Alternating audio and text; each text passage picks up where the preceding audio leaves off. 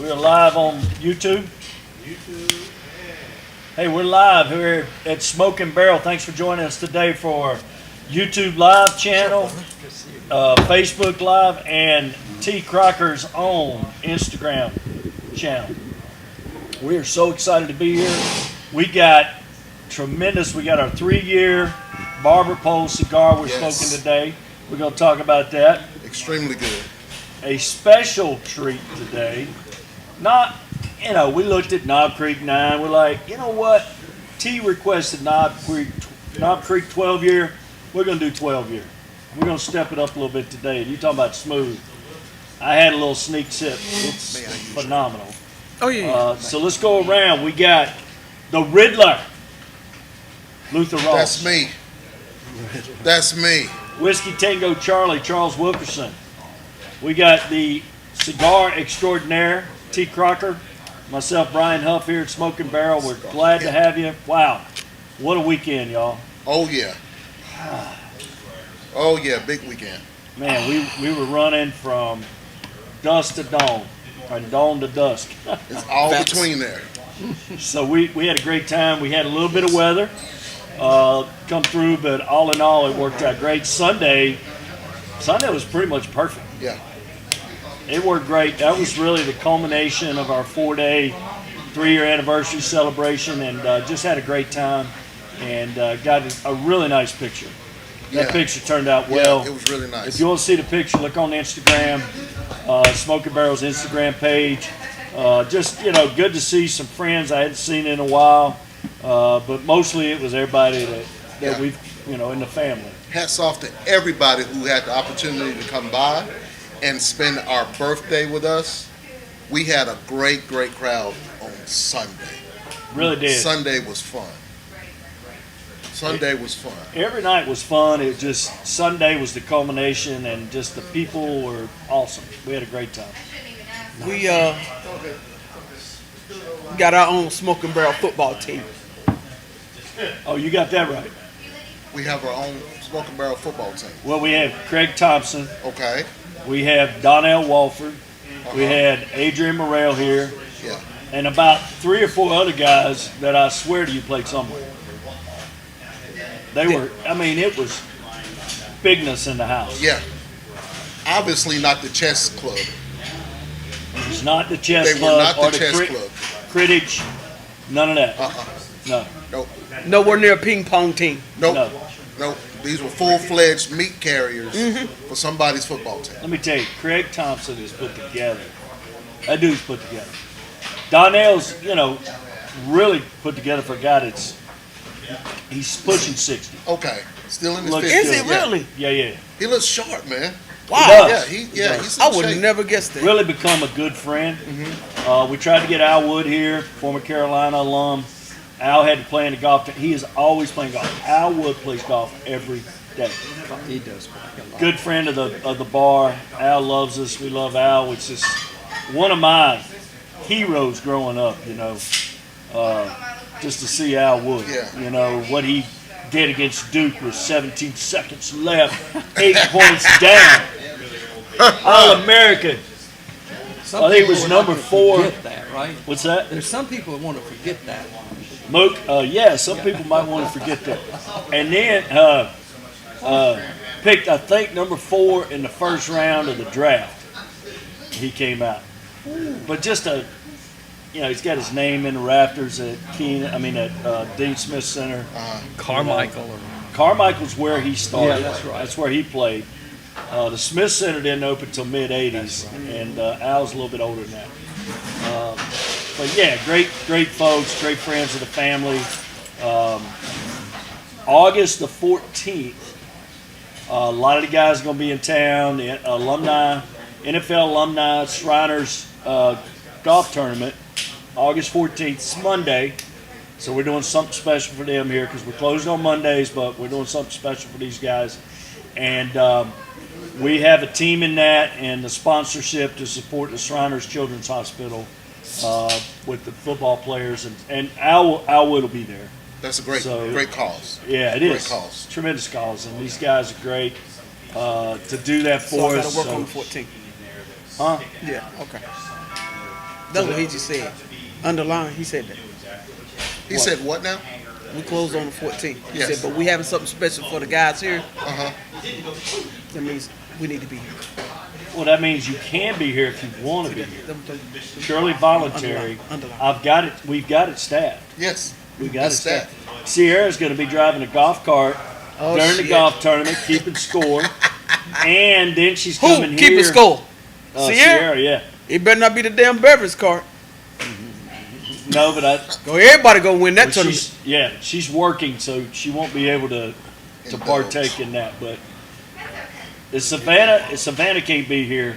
Oh, we got to ask Nautilus if she can drive a golf cart on August 14th. I'm a little scared of those lately, but I can. Yeah, okay. So no, we have a great time, and these guys love coming here. And we talked about what makes that happen. What is really because everybody here treats everybody the same. You go, yeah, we're fans, no doubt, but we respect their time. Right. We respect their space, and Right. And they're gracious. You want to catch them when they're leaving, get a picture, whatever. They're really nice. Greg Lloyd, Larry Griffin, all those guys. They always come here to feel. They come here to relax. They come here to smoke a cigar, have a drink, have a good time, have conversation. If you walk by those guys and just speak, hey, how you doing? Keep it moving. 9 times out of 10, on the way out or something like that, they're gonna talk to you. Right. Just like, hey, I see them all the time in the airport. They like Adrian. Adrian knew who I was, and actually was like, hey, held a conversation, and we kept it moving. That's how most of those guys are. Now you get 1 in 1,000 at the airport. You get 1 in 1,000. But we have not had one in here. No, No, absolutely not. not at all. Yeah, honestly, everybody in Absolutely here not. is approachable. Yeah. Right, Corn Robinson, right. Greg Lloyd, I'm Lawrence surprised he Taylor. wasn't here Sunday. I don't think he was in town. Oh, okay. I mean, I know Larry was out of town, couldn't make it. Greg lives in Atlanta. Mm-hmm. Greg showed up one day. Hey, where you at? Hey, dude, I'm out of town, man. I'm looking for a game. So He's I back get in him the a corner. game. I get him a game on Saturday to play out here at Pine Island Country Club in Charlotte, and he comes back and he apologized to me later. He goes, "Hey man, I called him. I said how'd it go? Everything go well?" He said, "Man, I love that group. And, they invited me to come back anytime." I said, "I knew you love them." He said, "Well," I said, "Why you apologizing, man? I had to take my socks and shoes off and throw them up on the side of the chair and lay back." I was like, "Dude, that's what it's all about." He was at home. He felt Yeah, good. he felt comfortable, but that's the whole, that's the whole thing. But we're excited that we have a place that they feel comfortable. Yeah. And that's not always the case. Really excited for what's coming up, August 14th. Just a lot of fun to hang out. I got a council meeting that night, so I'll be straight and narrow. But, I'll get you a doctor's note for the council meeting. yeah, it's election year. Never mind. And you can miss one. I missed one council meeting in 22 years. Oh wow. And it was 2 weeks ago Oh, or a okay. month ago. No, you ever have Yeah. those oh no moments? I'm trying to keep it. Yeah, we might need to go to the council. I did that, and I was in my daughter's house in Denver, Colorado, and I was like Friday before, and I go, I got a council meeting Monday. I don't remember ever missing a meeting in 22 years. And Jeannie goes, "Well, I'm not going back." So I had to look at the agenda to see if I was going to take an earlier flight and just let her come back whenever. And I ended up looking at the agenda. It was fine, so I was good. So that's hard to do. Yeah. It's hard to do. But family I comes bet so, first. I've told, and I tell every council member that we have, and family comes first. So things happen, and I honestly didn't feel bad after I kind of got through it, because I'm looking at my daughter. No, I'm good. Yeah. I get to see her once every 3 months or so. Right. So I'm good with that. All right, Cool. Charles, Knob Creek 12. What's up with that? Beautiful. Wow. So Knob Creek 12. So Jim Beam Distillery. 12-year-old, the statement, age statement. This came out, I think, in dangerous. around middle, I think it's around 2016, 2017-ish, somewhere in there. Very similar to the Knob Creek 9. So the Knob Creek 9 came out, actually released, they started that to market early 1990s. Early 1990s, I guess. Yeah. This is, they shared basically the mash mash bill. I call it a medium level rye. So it's a corn, rye, malted barley. I think it's around a 13% rye. Both the 9 and the 12-year-old both are bottled at 100 proof. So you're going to get very straightforward if you. I just take it as good old bourbon. I mean, you just get the 12-year-old. I think you get the same as some of the 9-year-old version. You get, but I think you get deeper, more richness of flavor because obviously it's set in the barrel a little bit. Now, I can't remember if this one's a small batch. I'm pretty sure it is. But so in the small batch, you think about that. If it says 12 years on it, Yes. if you've got, again, I'll just kind of go back to our conversation we had last week. So not knowing where people are in their knowledge of things, 12-year-old, if it's on the bottle, if they've taken 100 barrels of 12, there has to be at least 12-year-old to put 12 years on it. If one of those barrels, they put 99 barrels at 12 plus years old, if they put one barrel in there at 10-year-old, it's all 10-year-old. Ah. So it reverts to the lowest. You must, according to the labeling and the law, if you put that on the label, the youngest thing you put on, that's what the whole batch becomes. So this is 12. You can count on that being 12 plus because they may have a 13 or 14-year-old they throw in again, batching it. They're batching it together. So Okay. so 12-year-old. That's good to know. I never knew that. Yeah. I didn't either. Yeah, as soon as you drop a younger barrel in, Yeah. they put 4-year-old in it, 99 barrels of 12-year-old, drop one barrel of 4-year-old, it's all 4-year-old at that point. 100 bottles of beer on the wall. Yeah, right?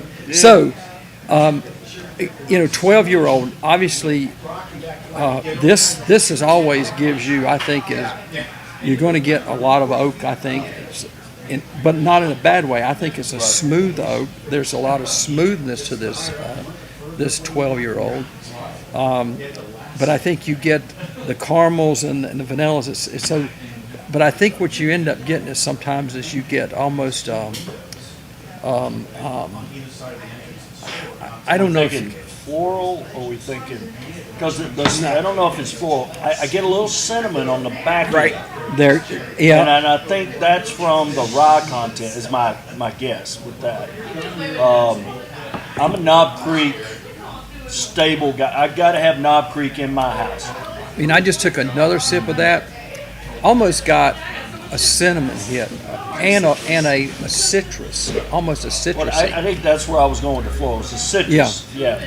And then the finish comes out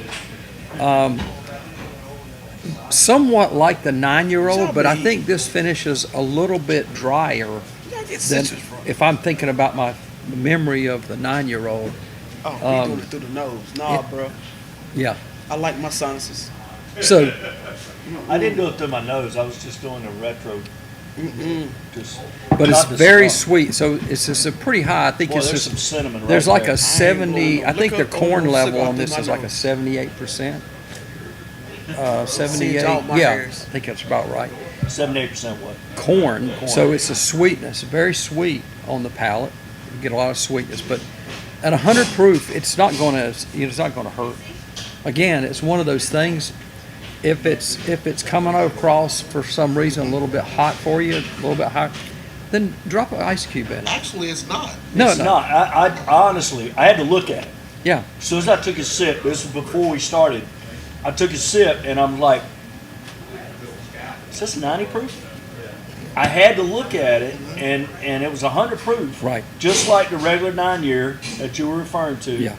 And I'm like, boy, that is smooth. Yeah. Now I have the 12 and 15 at my house. In my opinion, the 12 is not that much different from the 15. Right. I don't see enough difference to spend the money for Right. that 15. And the 15 is not really easy to find. The 12, you can find it more readily available, right? Yeah. The Right. 9 is every ABC store you go in is going Right. to have Knob Creek 9. It's just, Right. it's like Woodford Yeah. and Knob Creek are a staple. If you don't have that in your house all the time, you're not you're not a bourbon drinker. Right. Knob Woodford, Creek Knob 9 Creek. is the cornerstone of bourbon. Woodford, Yeah, the- Knob Creek, and Cleveland Underground. Yeah. So the gotta have nine, those three. the nine came out, like I said, early '90s. In about mid 2000 level in there, they actually removed the 9-year statement because the inventory, the inventory what's in the rick house, they could not guarantee any longer that everything was going to be 9-year-old barrels. But about mid 2000, I believe it's 2020 coming out of the COVID thing, about 2020, the 9 came back. And I guess the inventory, kind of caught up, and they could, again, they got 9-year-old barrels or 9-year plus. They have to play the numbers games. And that happens with not just Beam or any, it happens with all of them. All of them at some point, they've had the age statement, many of them, and somewhere along the way, they've had to take the age statement off. Like Eagle Rare, you remember the Eagle Rare? Yeah. The Eagle Rare had a 10-year statement on it. They had to remove it because here's what happened with Eagle Rare. They would switch over, and there may be some remnants, and here's what they got. I think they got caught on it or at least called out for it. So the piping where the juice would come from, where they dump and over, I guess there wasn't a protocol or a process for completely cleaning it. And so there would be some remnants of a younger juice that would get mixed in, and they said, oh, no. And so they had to completely close down and figure out a way of cleaning the system. And then I think once they rectified the process and procedures with that, then it came back to the Eagle Rare 10 came back.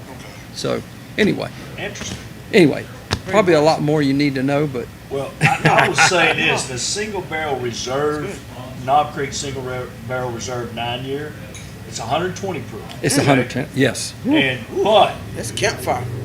I'm telling you, All you I gotta do would is blow love it. to get my hands on that all the time. You just can't. You can't always get it. Yeah, the Knob Creek 9 is a staple, and then you get to Knob Creek 12. I think it's worth the expense. To me, having drank Knob Creek for 10 years, Knob Creek 9, 4 variations. Yeah. When we sat in here sipping on this, when y'all were talking about having the Knob Creek, it came back to me when Mark was on the show with us. Yeah. He was Jim Beam. There is no good Jim Beam bourbon in his book, but I don't think he ever had. I think he was on the normal Beam. He never. I don't think he ever experienced maybe the Knob Creeks. I can agree with Mark that I don't like Jim Beam. The Okay. regular, just Right, the regular. regular Jim 80, Beam. the 80. So it's hard to believe that they could produce something Like this. that I absolutely love. Right. Yeah. So, sometimes it's probably good. You don't even know it's made by Jim Beam. Jim Beam's a fantastic historic company, right? Done a lot of great bourbons over the years, but it's just not one you associate with, in my opinion. Now, why is I am Kentucky the mecca for bourbons and whiskey? Why is You want to take that one? I'm serious. I want to know why. You want to know the history? Yeah, All right. yeah. History is the distillers through the taxation and stuff that was happening, Right. the distillers fled to the Commonwealth and the farmers. So you'll hear a lot of the marketing. If you go up there and visit, you'll hear a lot of the marketing that's at the tasting rooms and all that. And they talk about, plentiful corn. The crops were plentiful, which was true. They talk about the great limestone water that's in Kentucky. That's also true. Okay. But the real truth is they were fleeing the tax man Okay. and all that distillation, or the people that were going to do the distilling ran there, and they just happened to congregate because it wasn't only heck, Statesville, North Carolina, we found out was a mecca of Prior to Kentucky and prior Tennessee. to Kentucky, right? Statesville. Statesville. Statesville, North Carolina. Yep. Yeah. And I didn't know this till I had to dig a little history lesson. I mean, at one time, Statesville was the place of money in this state. I mean, it wasn't Raleigh, it wasn't Charlotte, the great state of Charlotte. The money, all the money was up in Statesville, and then things changed. But Think anyway, about where Statesville is. You have the intersection of I-40 and I-77, right? So you had a lot before interstates. You had a lot of people traveling through there, trading, doing a lot of business. Right. And so when North Carolina was the first state to go into prohibition, the other thing about Statesville in that area was the limestone water. Very similar. They had a very similar setup there. The climate worked. It's kind of getting toward the foothills, and that mixture of heat and cold worked really well there to age the bourbon. So when that came into place, they had to find somewhere to go, and it ended up Kentucky and parts of Tennessee ended up being great opportunities yeah. to escape prohibition and the taxman. Okay. And even your go back into there. Some of the history gets back into it. Was even some of the folks that were doing distillation and distilling in Pennsylvania. They migrated in. It's kind of and it just ended up there. Just ended up there. And look, they've capitalized on it. They flat out have capitalized on what they had. Now it ain't all been. Look, if you look at it, it ain't all been roses up there. Because at one time, when the market and the consumer went to the white liquors, they all went. Some of them went under. Some of them went down. Even after Prohibition, and we came back in, and everything went to vodka and rum and gin. Man, they took a hit. But they're at the top now. I mean, obviously they're at the top. Well, when Prohibition's in place, and this is Corky was talking about this, they had at Peerless, as part of their tour, they have the prescription cards. This person is okay to drink spirituous liquor for this condition. Yeah. So you'd have to have it and for medicinal purposes. Oh, okay. So All right. you could get liquor for medicinal purposes during Prohibition. So you'd have to go get this prescription, Right. and then you could take it in, and they would, you could buy Expensive. a quart. Like a Oh, pint. it was expensive. I think it was little pint bottles. It was $3.20 for a pint bottle. Now we're talking about almost 100 years ago.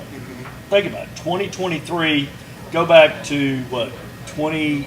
So it's 2000. Late 18. 1920 Yeah. to what? 20 to 1933. Yeah. That was Prohibition. $3 was a lot of money. Yeah.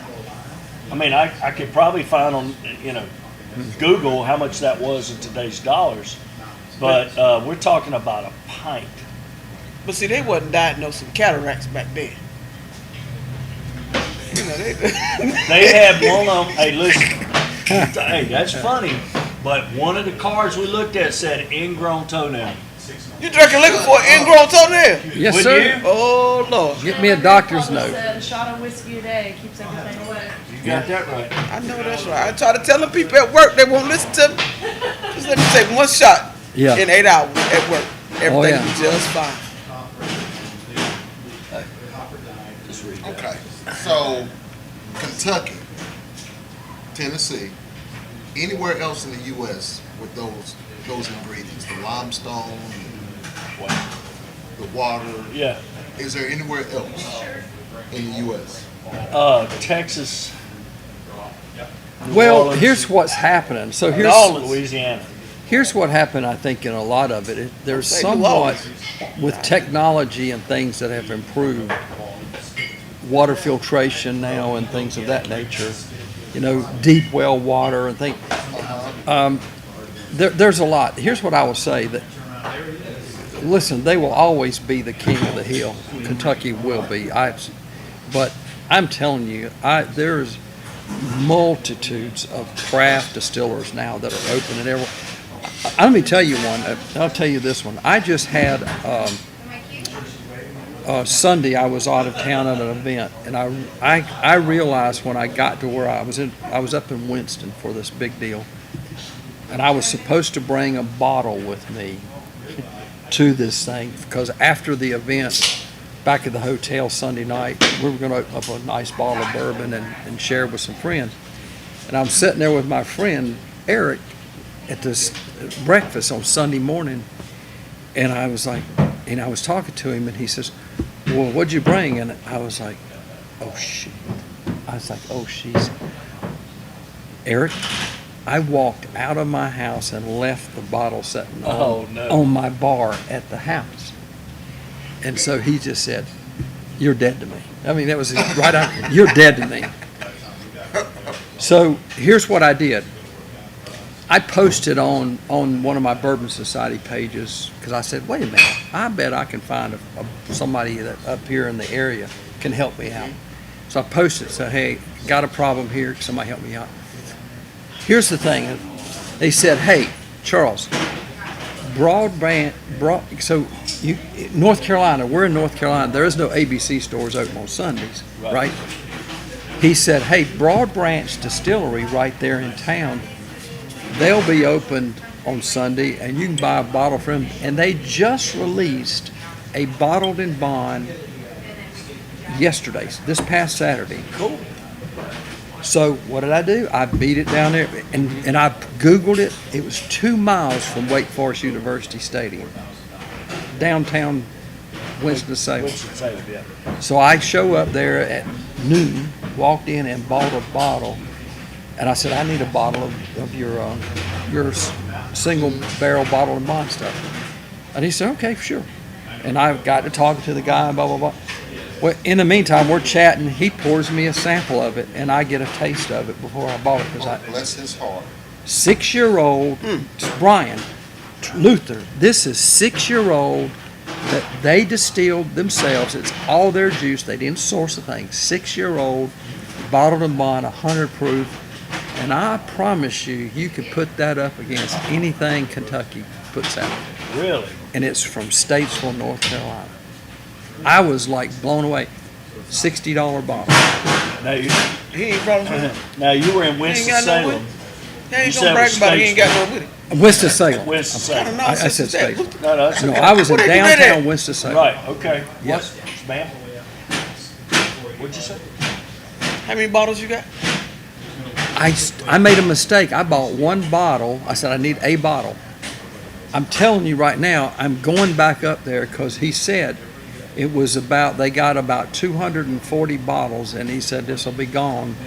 And I was like, I've got to come back here. Number one, we got to come back here. Troy and I'll be back. We got to record some content with you guys, do our video stuff. But to your point, the long story here is there are more than you can even shake a stick at of this kind of thing. So Kentucky will always be the king of the hill, but there are great distilleries all over. Now, the interesting question is, because you bring it up, is sourcing. A lot of distillers are sourcing, so they're getting their batches Right. from Kentucky and then putting them in barrels and aging them. Right. Okay. So when we talk about sourcing, they're saying, "Hey, give us the mash that we're looking for, the mash bill. We're going to do our own aging and call it our own bourbon Yeah. Okay. or whiskey. So that is very common. Yep. Okay. I There- think, there's let a me di- ask this, yeah. is it less common than to not source your bourbon that you're aging? I think there's a transition happening in this in the bourbons and the whiskey markets because there is now this business model out there. They call it contract distilling.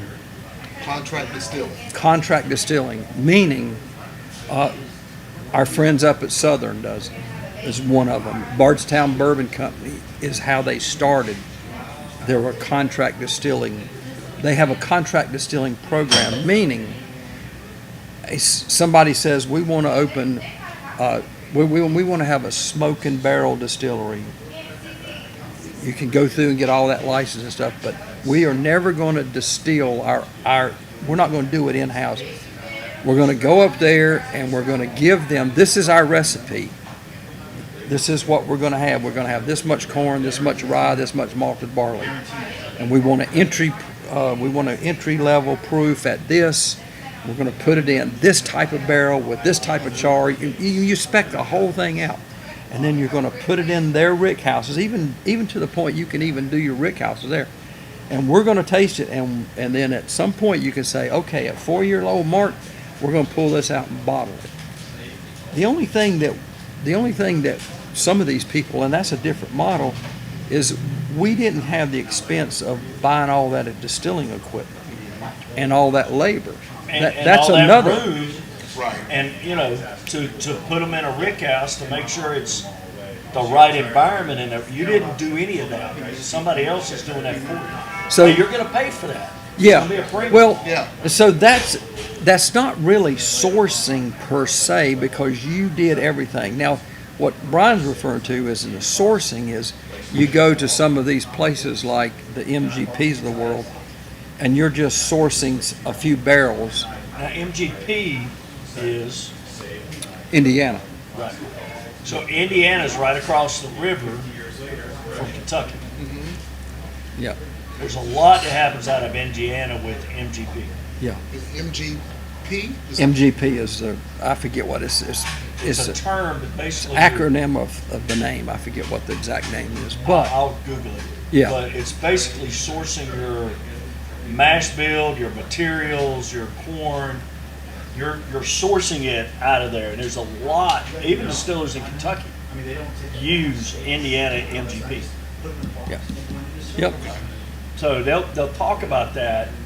You guys need to take a trip. Y'all keep talking about Yeah. PCA. And you got to go to PCA. And you got to no. That's a great environment, great organization, great trip to Las Vegas, do all that. That's fine. But you've got to go on a bourbon tour and the Bourbon Trail in Kentucky, Okay. and take pizzas. You know, we've done it Oh, a yeah. few times. I'll give you my opinion. He'll give you his opinion. Okay. Probably take his over mine. And here's what you do, because every time you do that, you learn something different, right? Because you guys know, you give a tour, you give a talk, right? Somebody's giving a tour. They're going to leave something out, right? They're not going to have. Midwest grain production. Okay, Yes. there you go, Indiana, Midwest grain production. Yeah. So you're sourcing your ingredients and your mash bill.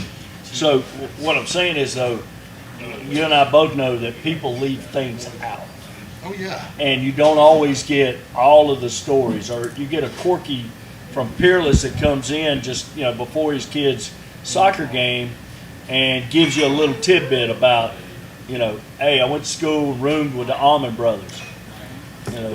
Al Gore was one of my classmates.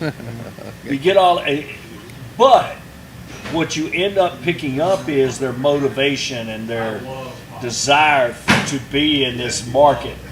Why? Because it's his family. They were the 50th liquor license, right? Yep. It's the right number. Number 50. Number 50 in the state of Kentucky. Now there's hundreds, there's thousands. Yep. But when he opened Peerless back up after his family had gotten out of it, revived it, he petitioned them to get the original number 50 license. So you can buy a shirt with it. Oh, yeah. They've got it on the floor in the distillery that you go on. Really cool, but Okay. you learn so much Yeah. and you hear it enough. You know, Michter's, Old Forester, Angel's Envy, you know, Four Roses, Jim Beam, Jack Daniels. You're going to get in there and you're going to find out, oh, okay, well, that's Booker's. You know, that's Baker's, number 7. So you're going to learn so much more. Right. And you realize that Jack Daniels does a lot more than Jack Daniels. You're going to realize that Jim Beam does a lot more than Jim Beam. Yep. It's like it's no different than the soft drink industry. Okay, you got a line of product that you're putting out. Let's say I'm doing Sundrop, but this line, the other line may have RC Cola. This other line will have water, and they're labeling it. It's a label. You're doing it for somebody else, but it's to fill your capacity, Yes. Yes. right? At Coke, Yes. you know, you might bottle Mellow Yellow, but you might also bottle Canada Dry, ginger ale, you know, whatever. But you're doing it to fill your lines, and when you're filling rick houses and they say, okay, yeah, we'll do it, but we're doing all the labor. Yeah. So it's going to be X number of bottle or a barrel for you to have these services. So then those bottles are probably going to be craft bottle prices, $60 to $90 a bottle. Right. You know, they're not going to be $20 bottles. Right. Right. Because you don't have thousands of barrels out there at 3 or 4 years old that you're bringing out, and that's your house bourbons or your, you know what I mean. So that's kind of the difference. Let me make a note here. So we're smoking the 3-year anniversary Barber Pole from Esteban Carreras. So and we picked this because Esteban Carreras has been making our house cigars for 3 years. We have the Maduro and we have the Habano. Yes. Well, we picked the Barber Pole because it has the mixture of Maduro and Habano. I love So it. that's why we did it. It is a Habano risotto twist with a Nicaraguan binder and filler. Okay, Nice. very smooth. It's a mild, a little more than mild in places, and I think that's when we get to that Maduro wrapper. But I mean, we've gotten great reviews on it. Oh yeah. We gave away 75 cigars over 3 days. We gave them away to the first 25 people that came in. They're priced at $10.50. I mean, they're Great. it's a great value, Yeah. and really popular with our customers. We got a whole nother order coming in. Everybody loved it. It's smooth. It's nutty. I've got a little nut in there, a little bit of chocolate. So I've really enjoyed this. You know, the thing about it was, I kind of, you know, you have to depend on the cigar professionals, right? So I'm talking to them. We want to make this our 3-year anniversary. Want it to be special. Let's talk through your options.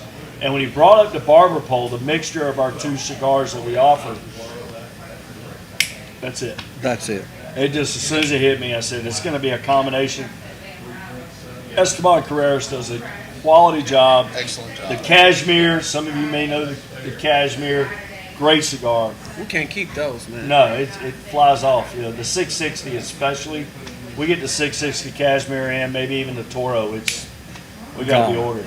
Yeah. Construction is really well done. The burn. I've been Yeah. sitting there. I'm like, it just keeps on, and I think I just made a terrible mistake with this cigar. Took the band off, didn't you? No, no. That ain't no. What? So I was digging through. I was doing something last night. Oh, I had to refill my lighter, and I saw this one setting up, and I said, "Well, I'm gonna throw this in my bag and bring it." So I started off. This has the punch on it. Yes. So I started off with this cigar with the punch, and I was loving it. And my thought process was, see, I've been doing a V-cut for quite a while now, and I was loving this. And so while y'all were talking about this, that, and other, I grabbed my V-cut and I went and did a V-cut. And I promise you, it just destroyed the flavor of this cigar. I don't know why or how. Well, it changed the flavor. changed the It changed it to something that I did. I'm not going to say I don't like it. I don't enjoy it as much as I was enjoying it with the Well, punch. can we get you another one? No, no, I'll Punch finish it? this. No, I'll finish it. It's just I need to understand. Okay, you do things and what. So I did something, and now I got to deal with the consequences, right? Well, I think what So- you get is a different airflow. Yeah, it's Yeah, flowing it's big more time. flow, and is it stronger for you now? The flavor I don't know, not strong, but It's the it's flavor. air profile. You're getting more smoke. I don't know. I thought the punch would give me a more concentrated flavor. But You getting more airflow. so anyway, I will just know this. I will punch this cigar always. Well, what I You think know. is a good practice is change up what you're doing so that if you like CAO bones and you've always done it with a V cut, Right. try punching. There you go. That's and what I'm see going to what do. your experience is then. Because if you've always done that, you don't know what the difference is. And it's one cigar, and if you punch it, you can always V cut it, You can always be cut it. right? So, And it's just like with the bourbon. Like say, sometimes I put that in there, and I mean sometimes I'll have my little taster glass at home, and I'm just in the mood for something a little cooler and a little bit lighter. I'll throw one little cube ice in there, just because I know that I can. So anyway, that was quite an eye opener. I V cut that and hit a couple of puffs, and I was like, what the hell just happened here? Anyway, Dead soldier. a good cigar. Greedy Very ass good. over here. See we'll what let happens Sarah this know week, we need though. another bottle. There's a corner right there. I had to do that to T because I knew she'd be looking at me, and She I was looked just at letting, the whole I time. Oh, was just she was. letting it She drip. the eyes were cutting. Yeah, just I'm letting just saying. it drip. She licked You the didn't lips. see me look at her. Lips were licked. All right, Riddler. Yes. Riddle us something. Riddle us something. Let me see now. So you asked great questions about why Kentucky. Yeah, why Kentucky? But let me ask you this, Charles. Yep. Why Colorado? So we understand that I travel to Colorado quite often. Rockies. Many distilleries in Colorado, but also the microbrewery beer capital of the world. Right. It's that water coming off them Is rockies. it the water? He says it's The the water. crystal clear waters, that make up the Coors Light and Coors. Coors, y'all realize Coors makes more than Coors, right? Right. Miller Lite, Yeah. Blue Moon, more than a Coors brand. Sure. And we're talking about the same, if it's a soft drink, or I'm going Right. to go in and I want my barrel in there. Now, remember that Miller Coors used to just be Coors. So Coors and Miller came together. So they have many different brands. But out of that one location in Golden, Colorado, which is not their only location, right? But it's the main location, the original Coors location, Golden. which is owned, I think, the Arkansas River runs through Colorado. I do know that, but I'm thinking that's the river they're on. And they're located on the river in Golden, which is the same river I went tubing down, got dumped out, and thought I was going to freeze to death. Almost lost my Coors hat. Y'all know if I wear a hat, Snatched your soul, Coors didn't hat. Yes, of course. I'm going to tell you what. So now, I swam on the swim team and I can swim. I thought I was done. Snatch I your was soul, done. didn't I ain't never doing it again. does elevation have anything to do? Elevation will have a different effect. Right. But you take Breckenridge Distillery. Breckenridge, I'm not going to tell you what it is right now because I don't know, but let's say Breckenridge is 9,000 feet Elevation. elevation. Okay? So you get there. So the difference is I leave Denver at 5,280, right? That's a mile high, 5,280 feet. I'm gonna leave there. Let's say it's this day. It was 50 degrees. Right. We got to Breckenridge. It was snowing and 16 degrees. Okay. So that difference of 4,000 feet makes a difference. So you're going to be colder Right. more often. So what have we talked about Right. with the heat and the cold? That pushes that juice in and out of the wood, right? So you're not getting a lot of You won't get- difference year round. Now you're going to get Breckenridge, and I know Denver has been extremely hot, as everybody has Everybody this has. year. But if I look up Breckenridge right now, Colorado, you're going to find probably about 75 or 80 degrees, is my guess.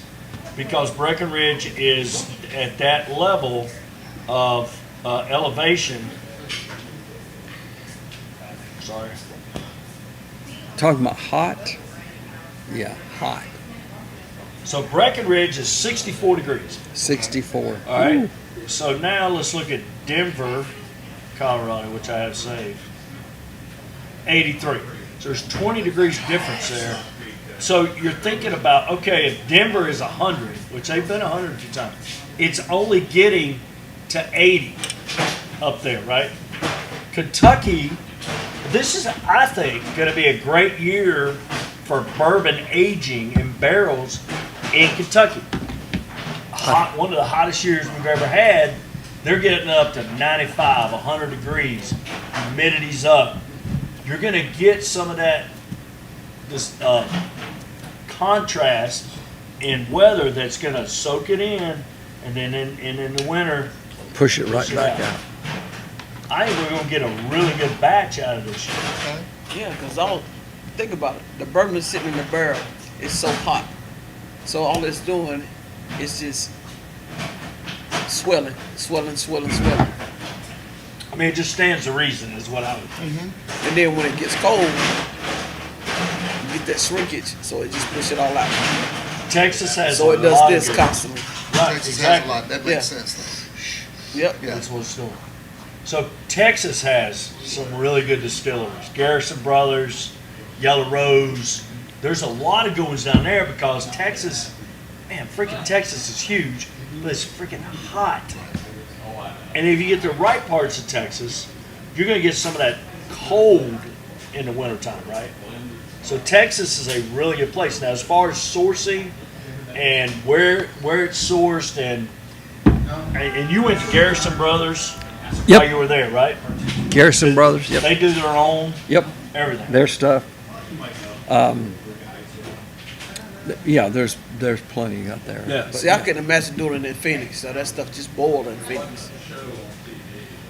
you know, my friend. Phoenix That's had just too hot. 30 days of over 100 and I want to say 5 or 10 degrees straight this year. I saw. Yeah, On the news said my 30 buddy days over 110. that came in. Yeah.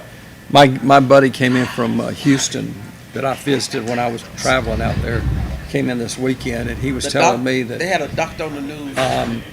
Houston, I guess, said- or whatever, the whole Texas area, they have not been below 94 degrees since June 1st. It Not is below 94. not below. So what was the doctor saying? So there was a doctor on the news talking about the heat in Phoenix. Yeah.